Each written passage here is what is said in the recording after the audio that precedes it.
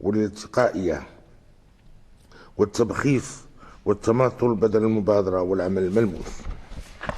وتزداد هذه المفارقات حدة بين القطاع الخاص الذي يتميز بالنجاعة والتنافسية بفضل نموذج التسيير القائم على آليات المتابعة والمراقبة والتحفيز، وبين القطاع العام وخصوصا الإدارة العمومية التي تعاني من ضعف الحكامة ومن قلة المردودية. فالقطاع الخاص يجلب أفضل الأطر المكونة في بلادنا والتي تساهم اليوم في تسيير أكبر الشركات الدولية بالمغرب والمقاولات الصغرى والمتوسطة الوطنية. أما الموظفون العموميون فالعديد منهم لا يتوفرون على ما يكفي من الكفاءة ولا على الطموح اللازم، ولا تحركهم دائما روح المسؤولية، بل إن منهم من يقضون سوى أوقات معدودة داخل مقر العمل ويفضلون الاكتفاء براتب شهري مضمون على قلته بدل الجد والاجتهاد والارتقاء الاجتماعي. إن من بين المشاكل التي تعيق تقدم المغرب وضعف الإدارة العمومية، سواء من حيث الحكامة أو مستوى النجاعة أو جودة الخدمات التي تقدمها للمواطنين. وعلى سبيل المثال فإن المراكز الجهوية للاستثمار تعد باستثناء مركز أو اثنين مشكلة وعائقا أمام عملية الاستثمار، عوض أن تشكل آلية للتحفيز ولحل مشاكل المستثمرين على المستوى الجهوي دون الحاجة للتنقل إلى الإدارة المركزية، وهو ما ينعكس سلبا على المناطق التي تعاني من ضعف الاستثمار الخاص وأحيانا من انعدامه ومن تدني مردودية القطاع العام، مما يؤثر على ظروف عيش المواطنين. فالمناطق التي تفتقر لمعظم المرافق والخدمات الصحية والتعليمية والثقافية ولفرص الشغل تطرح صعوبات أكبر وتحتاج إلى المزيد من تضافر الجهود لتدارك التأخير والخصاص ولإلحاقها بركب التنمية. وفي المقابل فإن الجهات التي تعرف نشاطا مكثفا للقطاع الخاص كالدار البيضاء والرباط ومراكش وطنجة تعيش على وقع حركية اقتصادية قوية توفر الثروة وفرص الشغل. ولوضع حد لهذا المشكل فإن العامل والقائد والمدير والموظف والمسؤول الجماعي وغيرهم مطالبون بالعمل كأطر القطاع الخاص أو أكثر، وبروح المسؤولية وبطريقة تشرف الإدارة وتعطي نتائج ملموسة، لأنهم مؤتمنون على مصالح الناس. شعبي العزيز، إن اختياراتنا التنموية تبقى عموما صائبة، إلا أن المشكل يكمن في العقليات التي لم تتغير وفي القدرة على التنفيذ والإبداع. فالتطور السياسي والتنموي الذي يعرفه المغرب لم ينعكس بالإيجاب على تعامل الأحزاب والمسؤولين السياسيين والإداريين مع التطلعات والانشغالات الحقيقية للمغاربة. فعندما تكون النتائج إيجابية تتسابق الأحزاب والطبقة السياسية والمسؤولون إلى الواجهة للاستفادة سياسيا وإعلاميا من المكاسب المحققة. أما عندما لا تسير الأمور كما ينبغي يتم الاختباء وراء القصر الملكي وإرجاع كل الأمور إليه، وهو ما يجعل المواطنين يشتكون لملك البلاد من الإدارات والمسؤولين الذين يتماطلون في الرد على مطالبهم ومعالجة ملفاتهم ويلتمسون منه التدخل لقضاء أغراضهم. والواجب يقتضي أن يتلقى المواطنون أجوبة مقنعة وفي آجال معقولة عن تساؤلاتهم وشكاياتهم، مع ضرورة شرح الأسباب وتبرير القرارات ولو بالرفض الذي لا ينبغي أن يكون دون سند قانوني، وإنما لأنه مخالف للقانون أو لأنه يجب على المواطن استكمال البساطر الجاري بها العمل. وأمام هذا الوضع فمن حق المواطن أن يتساءل ما الجدوى من وجود مؤسسات وإجراء انتخابات وتعيين الحكومة والوزراء والولاة والعمال والسفراء والقناصلة إذا كانوا هم في واد والشعب وهمومه في واد آخر؟ فممارسات بعض المسؤولين المنتخبين تدفع عددا من المواطنين وخاصة الشباب للعزف عن الانخراط في العمل السياسي وعن المشاركة في الانتخابات، لأنهم بكل بساطة لا يثقون في الطبقة السياسية، ولأن بعض الفاعلين أفسدوا السياسة وانحرفوا بها عن جوهرها النبيل. وإذا أصبح ملك المغرب غير مقتنع بالطريقة التي تمارس بها السياسة ولا يثق في عدد من السياسيين، فماذا يبقى للشعب؟ لكل هؤلاء أقول كفى، واتقوا الله في وطنكم، إما أن تقوموا بمهامكم كاملة وإما أن تنسحبوا، فالمغرب له نساؤه ورجاله الصادقون. ولكن هذا الوضع لا يمكن أن يستمر، لأن الأمر يتعلق بمصالح الوطن والمواطنين، وأنا أزن كلامي وأعرف ما أقول لأنه نابع من تفكير عميق. شعبي العزيز، إن مسؤولية والشرف خدمة المواطن تمتد من الاستجابة لمطالبه البسيطة إلى إنجاز مشاريع صغيرة كانت أو متوسطة أو كبرى. وكما أقول دائما، ليس هناك فرق بين مشاريع صغيرة وأخرى كبيرة، وإنما هناك مشاريع تهدف لتلبية حاجيات المواطنين، فسواء كان المشروع في حي أو دوار أو مدينة أو جهة أو يهم البلاد كلها، فهو يتوخى نفس الهدف، وهو خدمة المواطن. وبالنسبة لي حفر بئر مثلا وبناء سد لهما نفس الأهمية بالنسبة للسكان. وما معنى المسؤولية إذا غاب عن صاحبها أبسط شروطها، وهو الإنصات إلى انشغالات المواطنين؟ أنا لا أفهم كيف يستطيع أي مسؤول لا يقوم بواجبه أن يخرج من بيته ويستقل سيارته ويقف في الضوء الأحمر وينظر إلى الناس دون خجل ولا حياء، وهو يعلم بأنهم يعرفون بأنه ليس له ضمير. ألا يخجل هؤلاء من أنفسهم رغم أنهم يؤدون القسم أمام الله والوطن والملك ولا يقومون بواجبهم؟ ألا يجدر أن تتم محاسبة أو إقالة أي مسؤول إذا ثبت في حقه تقصير أو إخلال في النهوض بمهامه؟ وهنا أشدد عن ضرورة التطبيق الصارم لمقتضيات الفقرة الثانية من الفصل الأول من الدستور التي تنص عن ربط المسؤولية بالمحاسبة. لقد حان الوقت للتفعيل الكامل لهذا المبدأ، فكما يطبق القانون على جميع المغاربة يجب أن يطبق أولا على كل المسؤولين بدون استثناء وتمييز وبكافة مناطق المملكة. إننا في مرحلة جديدة لا فرق فيها بين المسؤول والمواطن في حقوق وواجبات المواطنة، ولا مجال فيها للتهرب من المسؤولية أو الإفلات من الإقامة. شعبي العزيز، إني ألح هنا عن ضرورة التفعيل الكامل والسليم للدستور، كما أؤكد أن الأمر يتعلق بمسؤولية جماعية تهم كل الفاعلين، حكومة وبرلمان وأحزاب وكافة المؤسسات، كل في مجال اختصاصه. ومن جهة أخرى، عندما يقوم مسؤول بتوقيف أو تعطيل مشروع تنموي أو اجتماعي لحسابات سياسية أو شخصية، فهذا ليس فقط إخلالا بالواجب، وإنما هو خيانة، لأنه يضر بمصالح المواطنين ويحرمهم من حقوقهم المشروعة.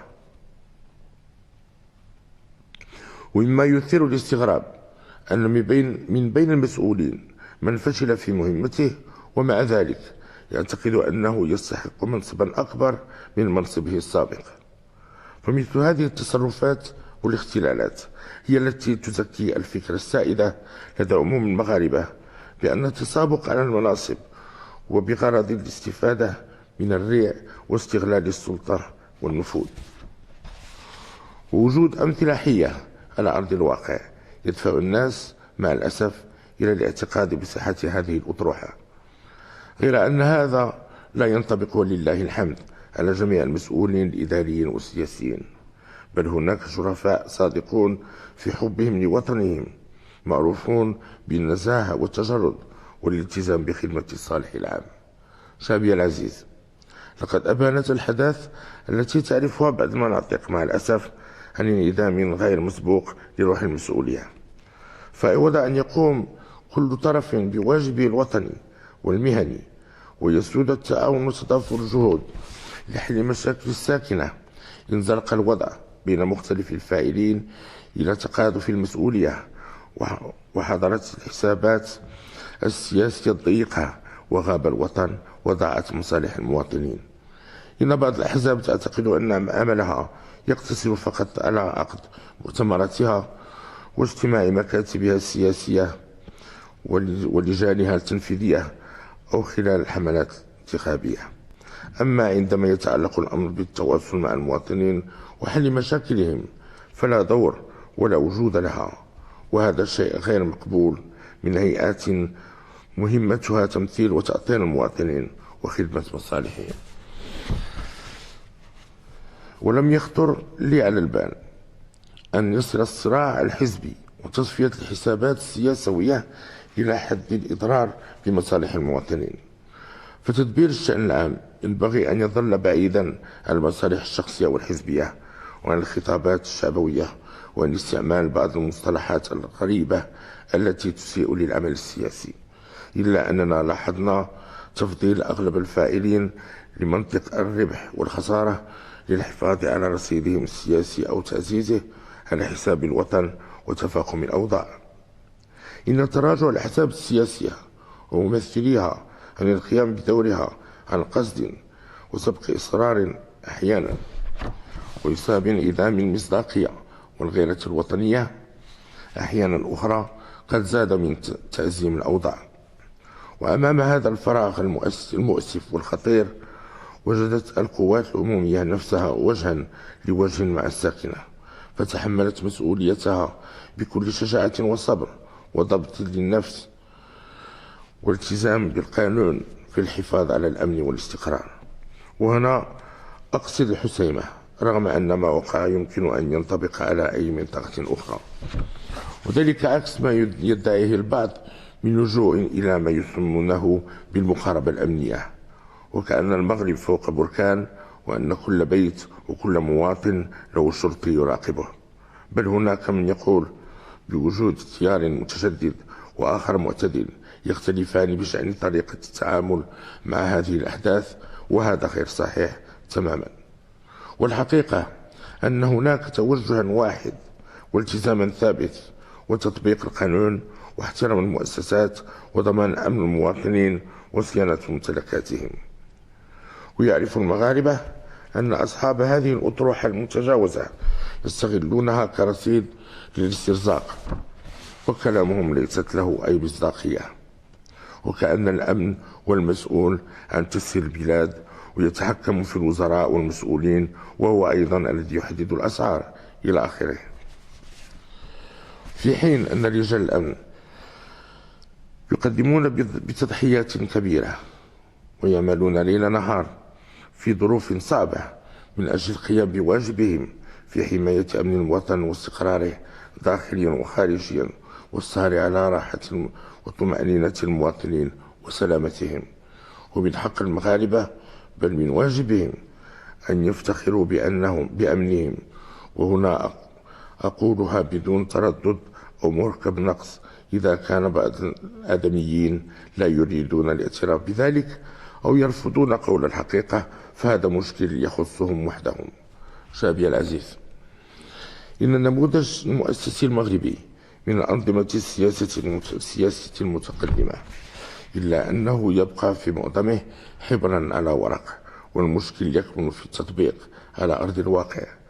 وإني أحرص كل الحرص على احترام اختصاصات المؤسسات وفصل السلطات، ولكن إذا تخلف المسؤولون عن القيام بواجبهم وتركوا قضايا الوطن والمواطنين عرضة للضياع، فإن مهامي الدستورية تلزمني بضمان أمن البلاد واستقرارها وصيانة مصالح الناس وحقوقهم وحرياتهم.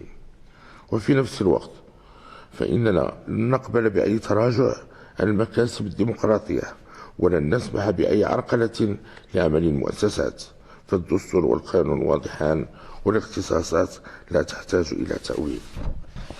وعلى كل مسؤول أن يمارس صلاحياته دون انتظار الإذن من أحد، وعوض أن يبرر عجزه بترديد أسطوانة يمنعونني من القيام بعملي، فالأجدر به أن يقدم استقالته التي لا يمنعه منها أحد. فالمغرب يجب أن يبقى فوق الجميع، فوق الأحزاب، فوق الانتخابات، وفوق المناصب الإدارية.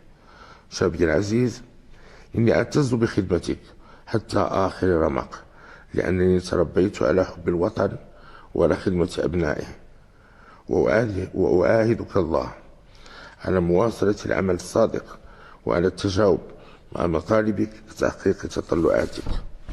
واسمح لي أن أعبر لك عن صادق شعوري وكل ما يخالج صدري بعد 18 سنة من تحمل أمانة قيادتك، لأنه لا يمكن لي أن أخفي عنك بعض المسائل التي تعرفها حق المعرفة، ومن واجبي أن أقول لك الحقيقة، وإلا سأكون مخطئا في حقك. ستلاحظ شابي العزيز أنني لم أتحدث عن قضية وحدتنا الترابية ولا عن إفريقيا أو غيرها من مواضيع السياسة الخارجية، وبطبيعة الحال فقضية الصحراء المغربية لا نقاش فيها وتظل في صدارة الأسبقيات، إلا أن ما نعمل على تحقيقه اليوم في جميع جهات المغرب ومسيرتك الجديدة، مسيرة التنمية البشرية والاجتماعية والمساواة والعدالة الاجتماعية التي تهم جميع المغاربة، إذ لا يمكن أن نقوم بمسيرة في منطقة من المناطق دون أخرى. إننا نستطيع أن نضع أنجع نموذج تنموي وأحسن المخططات والاستراتيجيات، إلا أنه بدون تغيير العقليات، وبدون توفر الإدارة على أفضل الأطر، وبدون اختيار الأحزاب السياسية لأحسن النخب المؤهلة لتدبير الشأن العام، وفي غياب روح المسؤولية والالتزام الوطني، فإننا لن نحقق ما ننشده لجميع المغاربة من عيش حر كريم. أنا لا أريد شابي العزيز أن تظن بعد الاستماع إلى هذا الخطاب بأنني متشائم، أبدا، فأنت تعرف أنني واقعي وأقول الحقيقة ولو كانت قاسية. والتشاؤم وانعدام الإرادة وغياب الآفاق والنظرة الحقيقية للواقع، ولكننا ولله الحمد نتوفر على إرادة قوية وصادقة وعلى رؤية واضحة وبعيدة المدى. إننا نعرف من نحن وإلى أين نسير، والمغرب لله الحمد يستطاع عبر تاريخ العريق تجاوز مختلف الصعاب بفضل التلاحم القوي بين العرش والشعب. وها نحن اليوم نقطع معا الخطوات المتقدمة في مختلف المجالات، ونتطلع بثقة وعزم إلى تحقيق المزيد من المكاسب والإنجازات. قال تعالى: إن الله يأمركم أن تؤدوا الأمانات إلى أهلها وإذا حكمتم بين الناس أن تحكموا بالعدل. صدق الله العظيم، والسلام عليكم ورحمة الله تعالى وبركاته. إذن تابعنا هذه الكلمة للعاهل المغربي الملك محمد السادس في الذكرى 18 لتوليه العرش. وجه أكثر من رسالة لأكثر من جهة في المغرب، تحدث عن تقدم وتطور الذي يشهده المغرب، وأعاب على ضعف الإدارة العمومية، وأيضا وجه لوم للطبقة السياسية التي لا تتحمل المسؤولية. أبرق برسائل حول أحداث الحسيمة، وأكد على مركزية قضية الصحراء التي لا نقاش فيها، وأيضا التطلع للمستقبل. عموما لأبرز ما جاء في